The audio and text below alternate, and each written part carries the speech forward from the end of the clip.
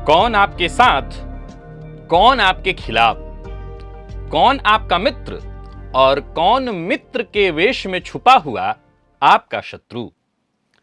नमस्कार प्रिय दर्शकों, एक बड़ी प्रसिद्ध कथा है कि नेताजी चुनाव हारने के बाद अपने घर के दरवाजे पर बैठे हुए थे तो एक व्यक्ति आया और उसने आकर के कहा कि बड़ा दुख हुआ जानकर आप हार गए और आप तो प्रबल दावेदार थे जीत के, मैंने भी आप ही को वोट दिया। नेताजी गुस्साए और कहे कि ढूंढ मैं उसको रहा हूं जो खा मेरी रहा और वोट किसी और को दे रहा है।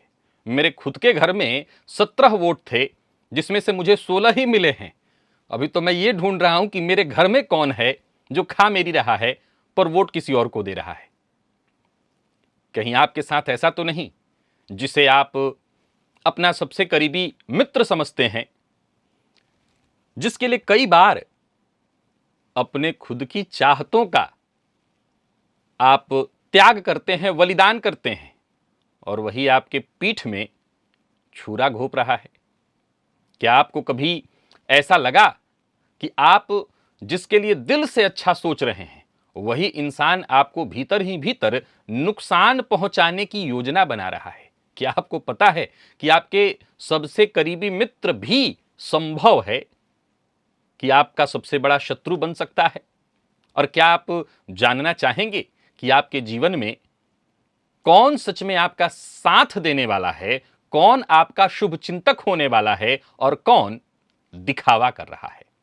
प्रिय दर्शकों, ज्योतिष शास्त्र में ऐसे तो बहुत से योग बताए गए हैं, लेकिन कुछ ऐसे दुर्लभ योग हैं, कुछ ऐसे विशेष योग हैं जिससे हम ये जान सकते हैं कि कौन है जो हमारे आसपास है लेकिन उसकी जो असली नीयत है वो ठीक नहीं है। आज ये वीडियो, ये कार्यक्रम आप देखकर अपनी कुंडली में एक बार मिलाइए। अगर ये योग है तो फिर आपको सजग हो जाना चाहिए, सचेत हो जाना चाहिए। 5 ऐसे महत्वपूर्ण ग्रह योग आपको मैं विस्तार से बताने जा रहा हूं जिसकी मदद से आप ये सरलता से समझ पाएंगे कि कौन आपका सच्चा मित्र और कौन गुप्त रूप से आपके विरुद्ध षड्यंत्र रच रहा है। आइए बिना विलंब किए कार्यक्रम प्रारंभ करते हैं और पहचानने की कोशिश करते हैं कि कहीं आपकी कुंडली में तो ये योग नहीं है। अगर ऐसा है तो फिर तय जानिए जिसे आप सबसे ईमानदार मानते हैं, जिस पर आपको सबसे ज्यादा भरोसा है, आपको ऐसा लगता है कि यह तो कभी नुकसान पहुंचा ही नहीं सकता। क्या पता ये आप सोचते हैं लेकिन वो सामने वाला दिल ही दिल में आपका भला नहीं वरन आपका बुरा चाह रहा है।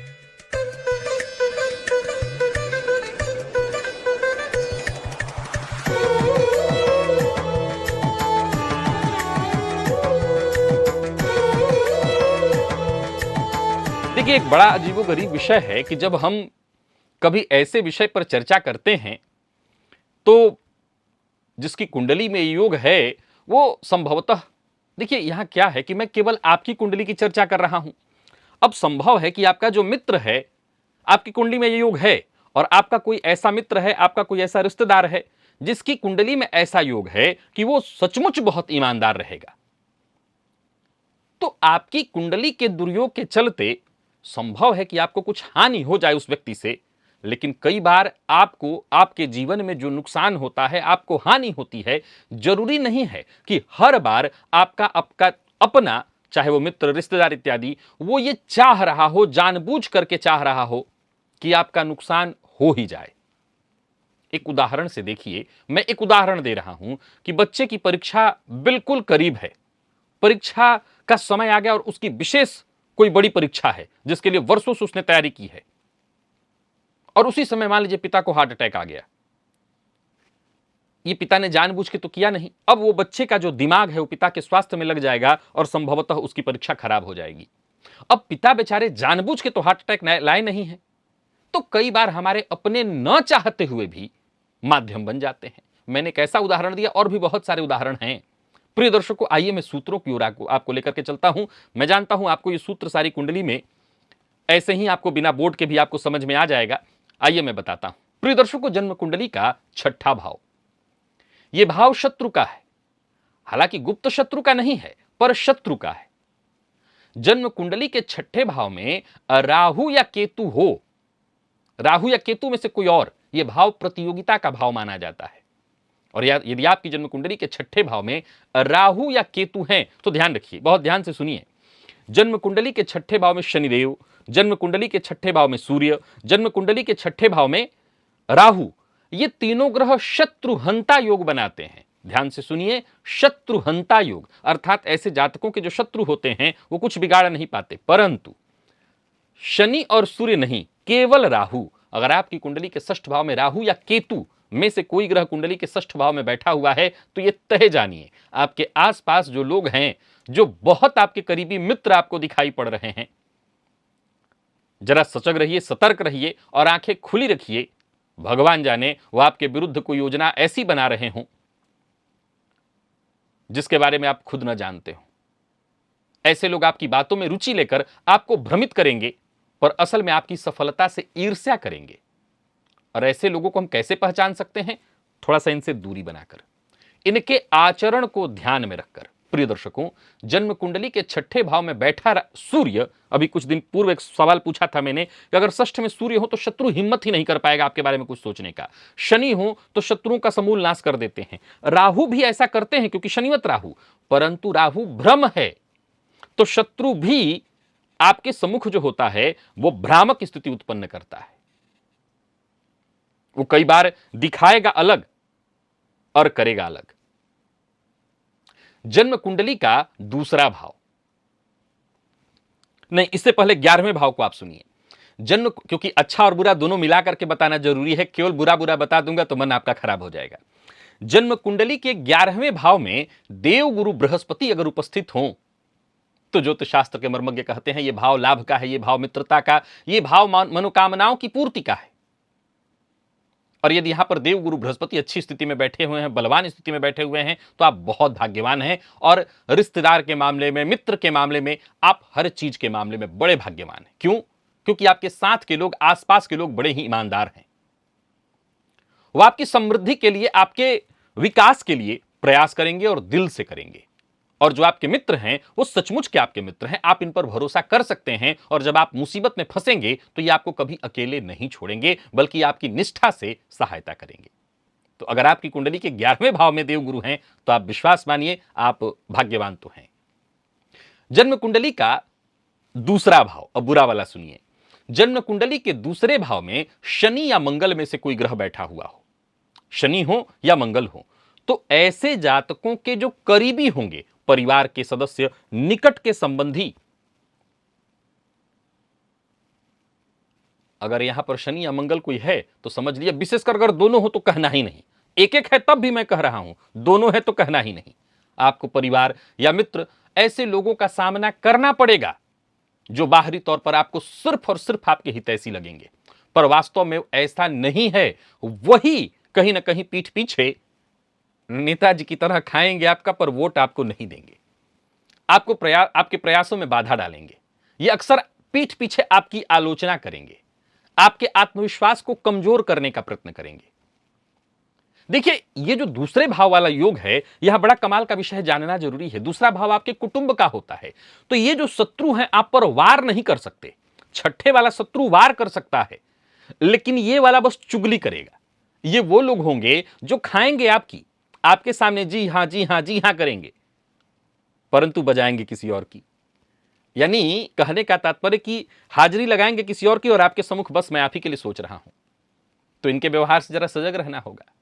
प्रिय दर्शकों, जन्म कुंडली का सप्तम भाव, यहां शुक्र सप्तम में बैठे हों और किसी भी पापक ग्रह से दृष्ट न हो, तो चाहे वो जीवन साथी हो, चाहे आपका साझेदार हो, चाहे आपके निकट संबंधी हो, शुक्र अगर मजबूत स्थिति में है, पापक ग्रह से दृष्ट नहीं है, तो जो भी आपके करीबी लोग हैं, जिन पर आप भरोसा करते हैं, जिनको आप अपना शुभ चिंतक मानते हैं, वो लोग आपकी खुशी, आपकी सुख सुविधाओं का, आपकी मानसिक शांति का हमेशा ध्यान रखेंगे और इसके लिए तत्पर भी रहेंगे। देखिए, ये दुनिया आज की ऐसी हो गई है कि इस भागम भाग में हर कोई अपने अपने में लगा हुआ है।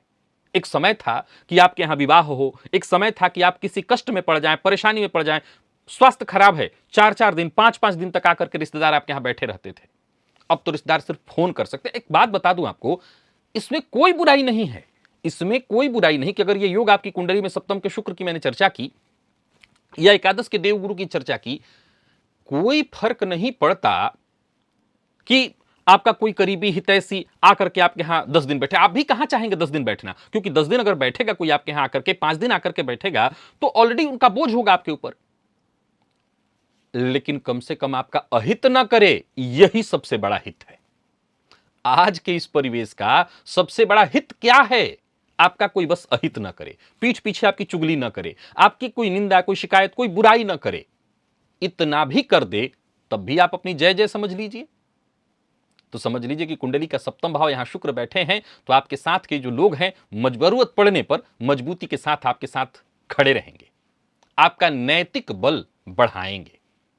और एक और योग है, यह योग तो भी बीते दिनों मैंने पूछा था और इसको समझ लीजिए। प्रिय दर्शकों, जन्म कुंडली का 12वां भाव, यह भाव सबसे ज्यादा विचारणीय है। यह गुप्त शत्रु का असल में भाव है, और असल में ये जो गुप्त शत्रु हैं यहीं से विचार किए जाते हैं।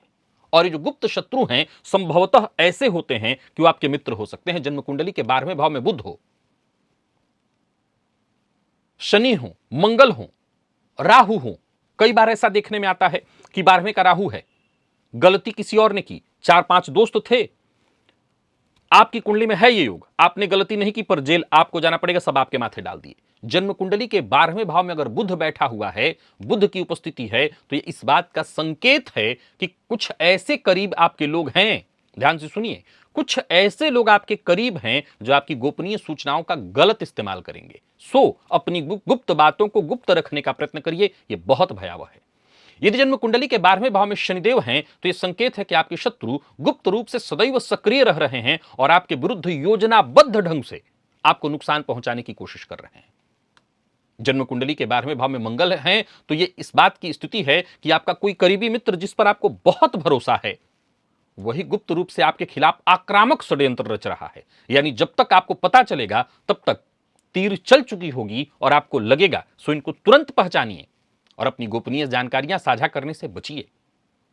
अपने गुप्त शत्रुओं के प्रभाव को कम करने के लिए क्या कुछ उपाय भी किया जा सकता है। सबसे पहले तो श्रेष्ठ उपाय यही है कि अपनी आंखें खुली रखी जाएं, अपने कान खुले रखे जाएं। और हां, यह दुनिया ऐसी है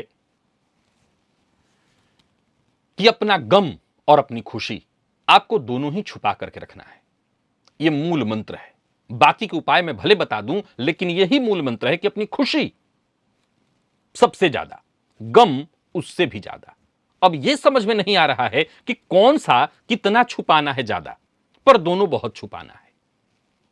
खुशियों को भी ताले में लॉक करके रखना है और गम को तो और ज्यादा लॉक करके रखना है, क्योंकि दोनों बाहर निकले तो समझ लीजिए आपके लिए मुसीबत है। अगर आपकी कुंडली में ऐसी कोई भी स्थिति दिखाई पड़ रही है तो बहुत सजग हो जाइए, बहुत सजग हो जाइए।